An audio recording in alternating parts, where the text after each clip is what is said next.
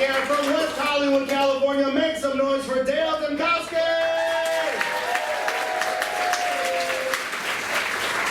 Thank you so much. It's so nice to be here. What a lovely city.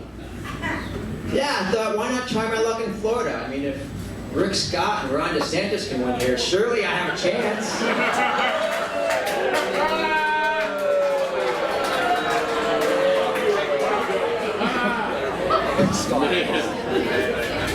First thing to know about me is that I was born hard of hearing, and I wear hearing aids.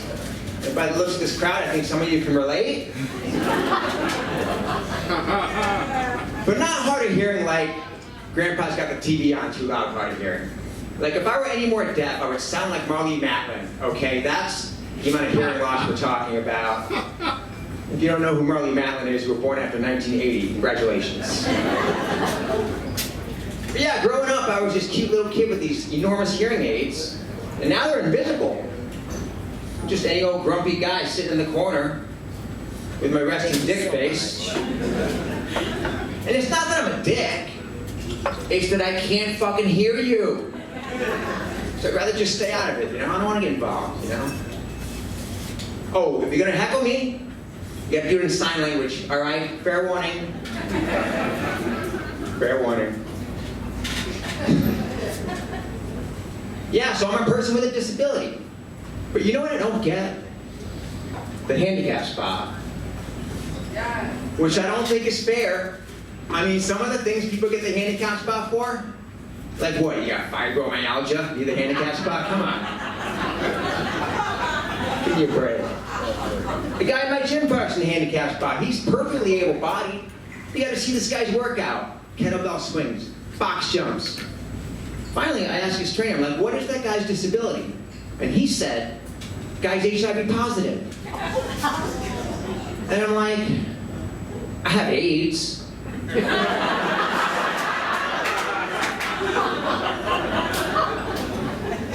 Some real advantages to being hard of hearing. I can sleep through anything. Could be the world's greatest napper. Like if napping were an Olympic sport, I'd have a gold medal. I am that good.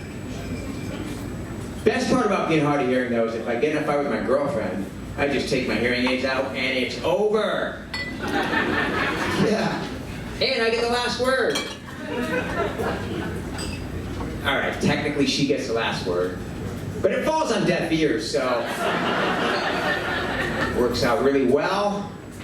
Well, it worked out really well until it didn't. I'm newly single. Thank you. That's one thing the pandemic was good for. Really forced the issue for a lot of relationships, you know.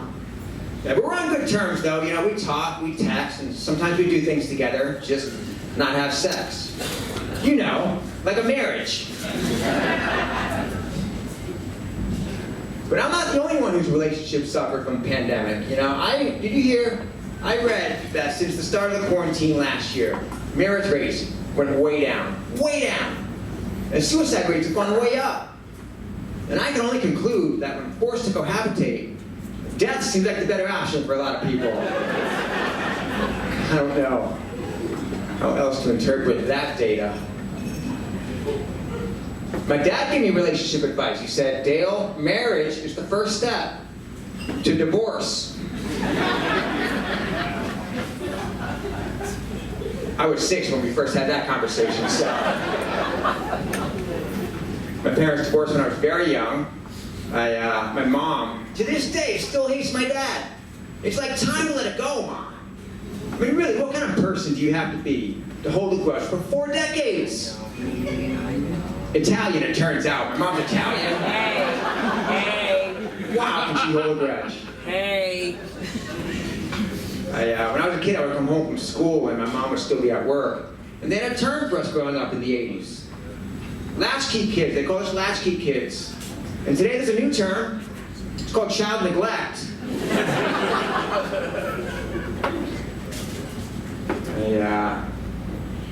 I had a health scare recently. I want to just tell you about this really quick. I woke up a couple months before the pandemic started with vision loss. It was the weirdest thing. Like I could see over here, but I couldn't see over here. It was terrifying, actually. I mean, I'm already deaf. And what, now I'm going blind? I was like, sure, I'm giving Helen Keller a run for her money here. Wow. And then I was like, one more disability and I can get on America's Got Talent. All right.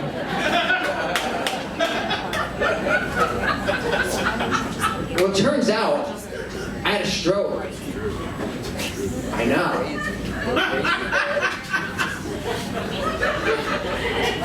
It's a good thing I look good. I'm like a vintage car, you know? Well-maintained, looks great on the outside, but don't look under the hood, you know? Yeah, so the doctors were flummoxed, right? They wanted to know, like, how could this happen to someone like me? Young and healthy, so they did all kinds of tests and scans, and found I have a hole in my heart, which was shocking. They needed all those tests to figure that out. I was like, if you just talked to my girlfriend at intake, could have saved us all the trouble. But yeah, I was out of work for a while. I had this job at the time, and for over 20 years, as a personal trainer. Now, if you were to boil down the essence of what a personal trainer does to like one thing, it would be to help people not have a stroke. So I got a lot riding on this comedy thing now. But it was just a life-changing moment, you know? Being told I could have died or been severely disabled. And it stopped me in my tracks. And so I asked the doctor the obvious question that anyone in my situation would ask in that moment. I said, Doc, now, can I get the handicap spot? Thank you guys so much. You've been great. I'm Dymkoski.